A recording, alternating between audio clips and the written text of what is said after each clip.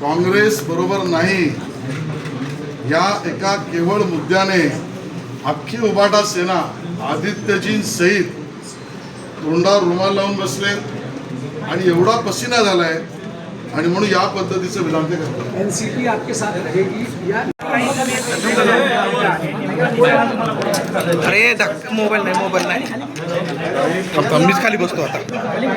काही पक्ष आणि काही नेते आता केवळ पोस्टरवर मुंबईकरांच्या मनात काय यार तुम्ही पण मुंबईकरांच्या मतदानाच्या प्रक्रियेतून उतरले एक बात पाठी घे. आणि केवळ पोस्टरवर काही नेते आणि काही पक्ष राहिले ते लपून लबाडीने पोस्टर लावून जनतेमध्ये भ्रम पसरवण्याचा प्रयत्न करतात. आम्ही बघितलं काही बातम्या पोस्टर्स लावलेल्याच्या. या पोस्टरवरून स्वतःच्या पराभवाची नांदीच ते देत आहेत. कारण मुंबईच्या विकासाचा, मुंबईकरांच्या स्वप्नाचा आणि मुंबईत राहणाऱ्या मराठी माणसाच्या हक्काचा काही विचार त्यांच्या पोस्टरवरून त्यांनी मांडलेला नाही. आणि म्हणून आमचं म्हणणं आहे, जे मी ट्विटद्वारे सुद्धा म्हटलं, होय मराठी माणसाने शुभ मुहूर्त काढला आहे, होय मराठी माणसाने ठरवलंय, होय मुंबईकरांनी ठरवलंय 25 वर्ष ज्यांनी खा खाल्लं तरी त्यांचं पोट भरलं नाही अशा कंत्राटदार प्रेमी उबाटा सेनेला आज उद्या जे त्यांच्याबरोबर जातील त्यांना सगळ्यांना पराभूत करण्याची मानसिकता आणि निर्णय हा मराठी माणसाने मुंबईकरांनी ठरवलाय.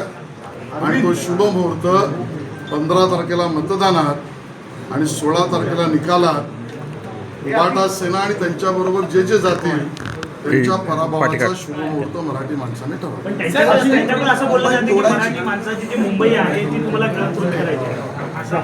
आरोप केला जातो.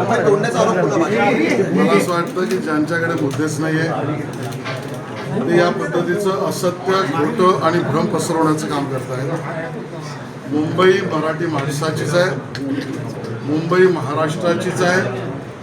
माननीय देवेंद्रजीने तर विधानसभेत सांगितलं, जोपर्यंत सूर्य चंद्र तारे आहेत गणेश पाठीवर ना थोडा तोपर्यंत मुंबई कोणीही हिंमत केली तरी भारतीय जनता पार्टी किंवा महायुती याला मुंबईला महाराष्ट्रापासून वेगळं होण्याची जो कोणी भूमिका घेईल त्याच्या विरोधात आम्ही राहूच, संघर्षही करू. ती भूमिका मांडणाऱ्याला ती भूमिका मांडायलाही देणार नाही. आता जे मांडतायत ते मतदानासाठी त्यांचा असलेला नरेटिव्हचा भाग आहे आणि त्यामुळे ते असत्य बोलतायत, खोटं बोलतायत. बाई काढ ना बाजूला.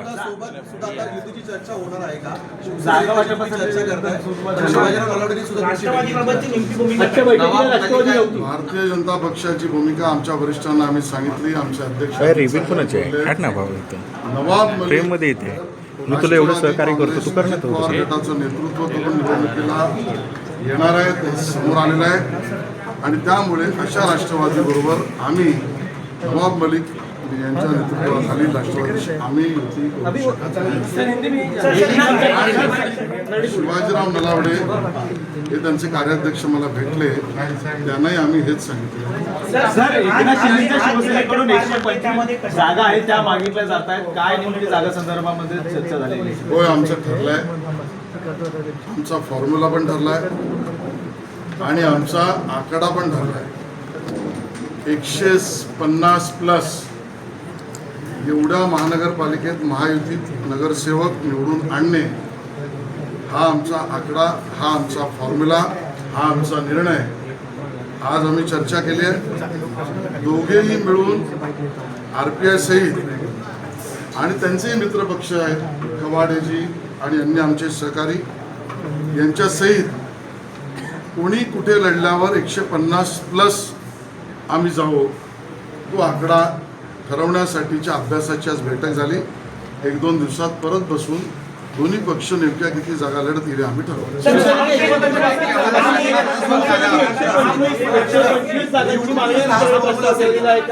मी उत्तर दिलं, आमचा आकडा 150+ ते करण्यासाठी आम्ही एकत्रित कुठल्या कुठल्या वॉर्डात लढू त्याचा अभ्यास आम्ही केला. त्याबद्दलचा अभ्यास गटही आम्ही निर्माण केला. 1-2 दिवसात त्याचा आकडा फायनल.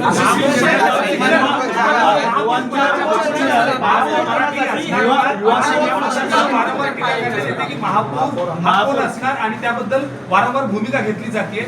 महायुतीचा महापौर मराठी असणार का?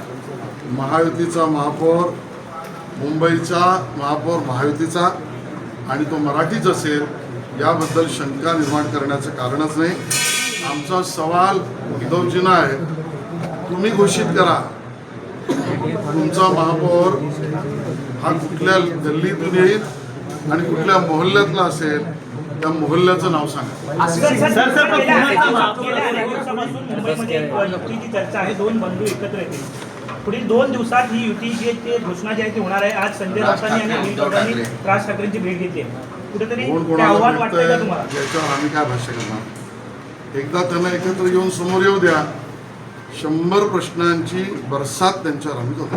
मुंबई में जिस तरह के पोस्टर्स हम जगह जगहों पे देख रहे हैं